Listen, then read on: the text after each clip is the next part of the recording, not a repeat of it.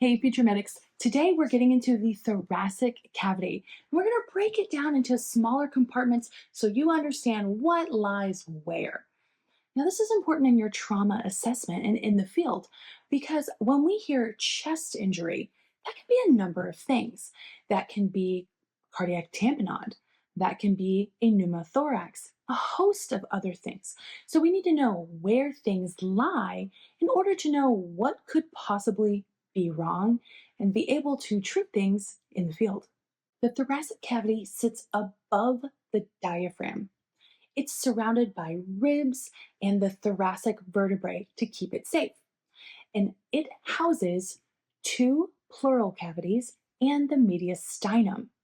So within the mediastinum in the middle, we have the pericardial cavity, and it houses the heart. So let's break this down. Each pleural cavity, because there are two, has its own lung. And inside the pleural cavity, you have a double layered membrane called pleura. Parietal pleura lines the inside of the chest cavity, but visceral pleura clings to and lines the outside of the lungs. And between those two pleura is a very small space known as the pleural space. And there is a thin layer of fluid there that lubricates the movement of the lungs against the chest wall so it doesn't cause friction and cause tears or injury to your lungs. Now, in this very small negative space area, the pleural space, if we get air into that area, it is a pneumothorax. If we get blood into that area, it is a hemothorax. Either way, a hole in that self-contained area negates the vacuum. It disrupts the vacuum that is there, and it can cause lung collapse. In between those two pleural cavities, we have the mediastinum. It houses very important structures like the esophagus, the trachea, the heart, which we'll get to later, but also really important blood vessels like the aorta and the vena cava. Think of it like a very, very busy hallway in the body. Anything coming from the top, going to the abdomen, passes through this passageway.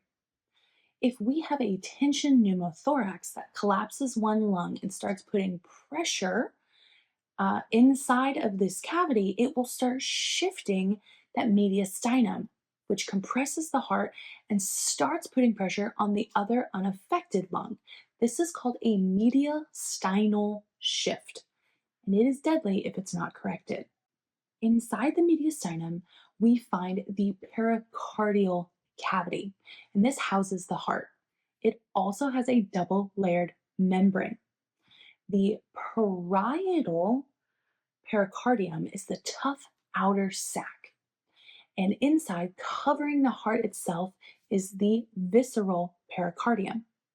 Now, between these two layers is very thin space, and it's also lubricated by pericardial fluid.